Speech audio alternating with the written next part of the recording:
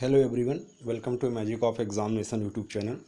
मैं पंकज मिश्रा आज आपको भारतीय संविधान का निर्माण कैसे हुआ था, प्रमुख समितियां कौन सी हैं, संविधान की प्रमुख विशेषताएं और संविधान की उद्देशिका से संबंधित प्रश्नों को करेंगे जो आपके आने वाले एग्ज़ाम, चाहे वो एमपीपीएससी हो या कोई अदर वनडे एग्ज़ाम जैसे आरआरबी, एनटीपीसी या फिर आरआरबी, एएलपी, लोको पायलट, उन सभी के लिए उपयोगी साबित होगा। नोट्स बहुत अच्छे तरीके से बनाई गई है। अगर आपने एग्जैक्ट सेम कॉपी किया तो ये मान के चलिए कोई भी प्रश्न बाहर नहीं जाएगा। चलिए प्रारंभ करते हैं। तो भारतीय संविधान का जब निर्माण हुआ उसमें सबसे प्रमुख समिति प्रारूप समिति, जिसके अध्यक्ष डॉक्टर भीमराव अंबेडकर थे, और इस पूरी टीम में कुल मिला के 7 सदस्य हुआ करते थे। 1+6 मतलब एक अध्यक्ष और 6 अन्य सदस्य। ये प्रश्न भी पूछा गया है कि प्रारूप समिति में कुल कितने सदस्य थे, तो कुल 7 सदस्य थे। ध्यान रखिएगा कौन कौन से थे। एन गोपाल स्वामी आयंगर, के एम मुंशी, अल्लाद कृष्णा स्वामी अय्यर, मोहम्मद सहादुल्ला, बी एल मित्र के हटने के बाद माधव जी आ गए थे, और डीपी खेतान की मृत्यु के बाद टीटी कृष्णमचारी जी जो हैं ये संविधान सभा में शामिल हुए थे। जो प्रारूपी समिति है इसका गठन 29 अगस्त 1947 को किया गया था। ओके, ये सारी चीज़ें एग्ज़ाम में पूछी गई हैं। आगे हमें पता होना चाहिए कि 26 अक्टूबर 1948 को संविधान का प्रारूप संविधान सभा के समय प्रस्तुत किया गया था। मतलब संविधान लगभग बन के तैयार हो गया था, इसमें डिस्कशन करने का काम बचा हुआ था। तो 26 अक्टूबर 1948 को संविधान का प्रारूप कैसा होगा ये बन के तैयार, मतलब वाचन के लिए तैयार हो गए। तो इसमें अब वाचन हो, मतलब डिबेट हो। जैसे वर्तमान समय में कोई विधेयक आता है तो राज्यसभा लोकसभा में उसमें बहस होती है, उसी को वाचन कहा गया है। तो 26 अक्टूबर 1948 को बनने के बाद इसमें 3 वाचन हुए।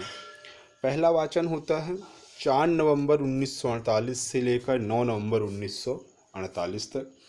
दूसरा वाचन सबसे बड़ा था, एग्ज़ाम में आया हुआ है कौन सा वाचन सबसे बड़ा है। तो दूसरा वाचन है जो कि 15 नवंबर से लेकर 17 अक्टूबर 1949 तक चला। लगभग आप ये कह सकते हैं कि 11 महीने, 15 नवंबर 1948 से लेकर 17 अक्टूबर 1949 तक चलता है दूसरा वाचन। इसमें कुल मिलाकर 7,635 संशोधन प्रस्ताव प्रस्तुत हुए, जिसमें से 2,437 प्रस्तावों को माना गया, स्वीकृत की गई। आप देख सकते हैं कि कितनी विविधता थी। सभी लोगों की, लगभग 1/3 लोगों की बात मानी गई थी। तृतीय वाचन यह 14 नवंबर 1949 से 26 नवंबर 1949 तक चला। आपको पता ही होगा कि संविधान जो है वह 26 नवंबर 1949 को अंगीकृत कर लिया गया, स्वीकार कर लिया गया था। तो ये डेट भी याद होना चाहिए, ठीक है, एग्ज़ाम में पूछा गया है।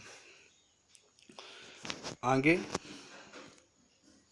ये अब देखिए, हमें पता होना चाहिए कि 26 नवंबर 1949 अगर संविधान बनकर तैयार हो गया तो 26 जनवरी 1950 को क्यों लागू किया गया। इसका कारण ये था कि दिसंबर 1929 के लाहौर अधिवेशन में कांग्रेस के द्वारा पूर्ण स्वराज का संकल्प लिया गया था।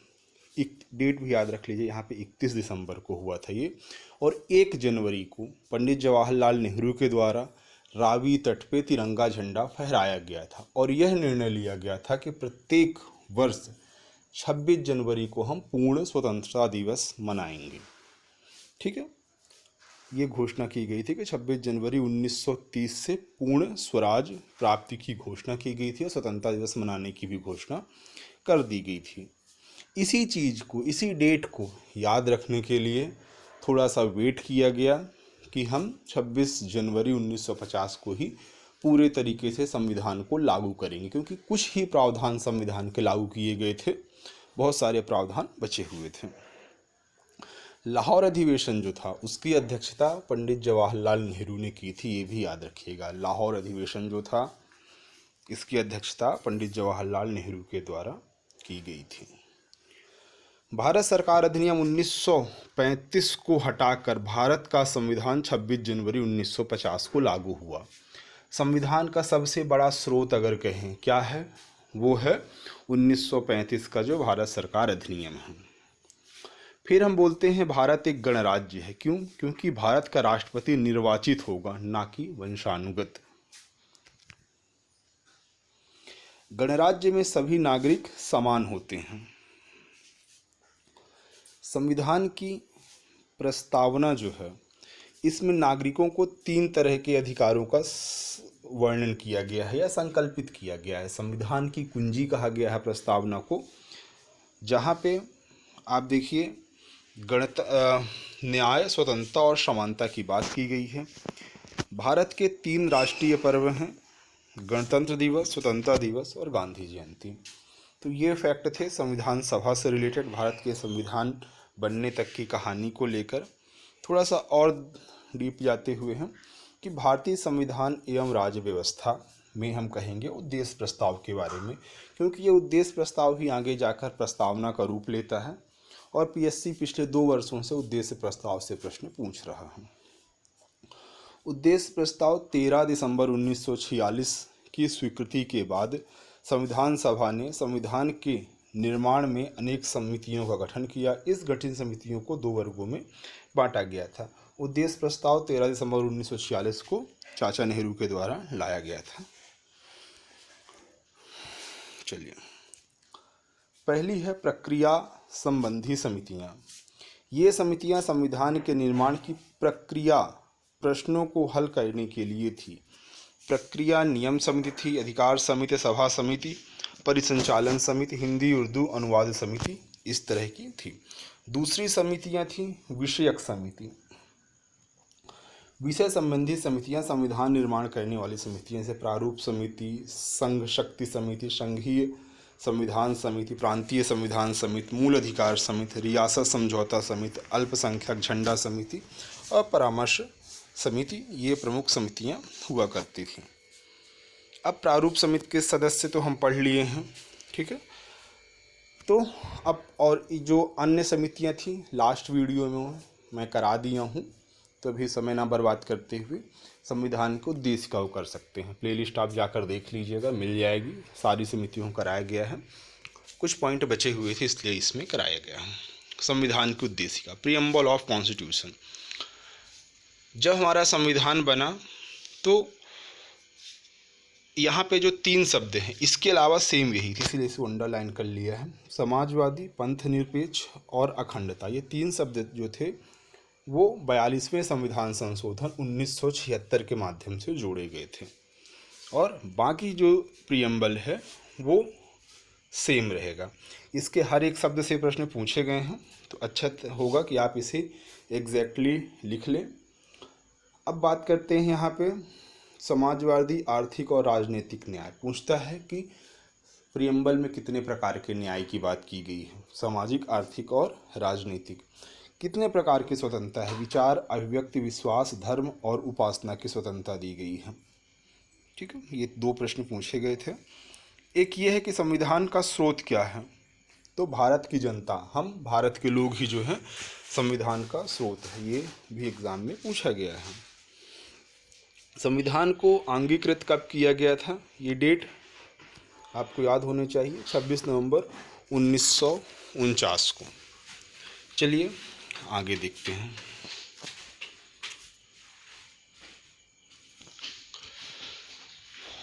संविधान के प्रत्येक अधिनियम का आरंभ उद्देशिका से होता है, जो उसके मुख्य आदर्शों एवं आकांक्षाओं का उल्लेख करती है। भारतीय संविधान की उद्देशिका का स्रोत ऑस्ट्रेलिया के संविधान से प्रेरित है। पंडित जवाहरलाल नेहरू द्वारा संविधान सभा में 13 दिसंबर 1946 को यह प्रस्तुत किया गया था उद्देश्य प्रस्ताव, जिसे 22 जनवरी 1947 को स्वीकृत कर दिया गया था। 42वें संविधान संशोधन अधिनियम 1976 में उद्देशिका में पहले पैरा में समाजवादी, पंथ निरपेक्ष और छठे पैरा में अखंडता नामक शब्द जोड़े गए थे। क्या उद्देशिका संविधान का अंग है, इससे रिलेटेड बहुत सारे वाद हैं, जो कि एग्ज़ाम में आए हुए, इनको देख लेते हैं। समय समय पर सुप्रीम कोर्ट ने इसको डिफाइन किया है। सबसे पहले बात करते हैं बेरुवारी केस 1960 की। बेरुवारी केस 1960 के बाद उच्चतम न्यायालय में यह निर्धारित किया गया कि उद्देशिका संविधान का अंग नहीं है। प्रश्न आएगा किस में कहा गया था कि उद्देशिका संविधान का अंग नहीं है, तो आप बेरुवारी केस याद रखिएगा।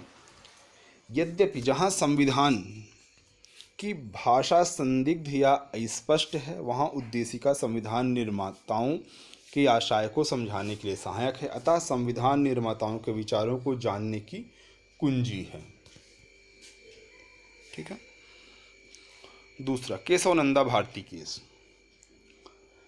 अभी तक की सबसे बड़ी बेंच थी।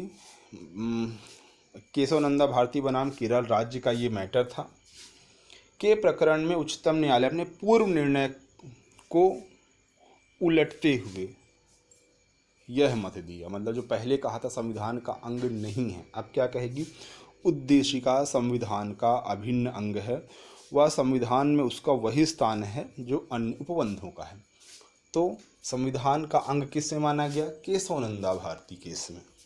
संविधान का भाग नहीं है, कब हो जाएगा, बेरुवारी केस में। दूसरा, उद्देशिका में संशोधन किया जा सकता है। आगे जाकर उद्देशिका में संशोधन किया भी गया 1976 में, लेकिन उसका मूल ढांचा नहीं बदलना चाहिए। मूल ढांचा क्या है, न्यायालय ने कहा हम समय समय पर बताते रहेंगे। संविधान के निर्वचन में उद्देशिका का बहुत बड़ा महत्व है। उद्देशिका न्याय योग्य नहीं है, अर्थात इसके लिए आप केस नहीं कर सकते हैं, न्यायालय की शरण नहीं ले सकते हैं। न्यायमूर्ति हृदयातुल्ला ने गोलकनाथ बनाम पंजाब राज्य के प्रकरण में उद्देशिका को संविधान की आत्मा कहा है। ठीक है। के एम मुंशी ने उद्देशिका को राजनीतिक जन्मपत्री कहा। ये सारे प्रश्न पूछे गए एग्जाम में। यद्यपि डॉक्टर भीमराव अंबेडकर के अनुसार संविधान की आत्मा संवैधानिक उपचारों का अधिकार अनुच्छेद 32 है। ठीक है। बंदी प्रत्यक्षीकरण को उन्होंने तथ्य मानकर ये दिया था बेसिक रूप से कि संविधान की आत्मा किस में है, रिट्स वगैरह में है, बंदी प्रत्यक्षीकरण में है, मुख्य रूप से अनुच्छेद 32 में है। उद्देश्य प्रस्ताव में कुल 8 अनुच्छेद थे। कभी अगर पूछे, वितरण न्याय की अवधारणा उद्देशिका में निहित है। ठीक है। तो आगे जो है हम संविधान की उद्देशिका, विशेषता, नागरिकता के बारे में नेक्स्ट वीडियो में करेंगे। आपको ये वीडियो कैसा लगा ज़रूर बताइए। चैनल को सब्सक्राइब करिए। Thank you. बाय।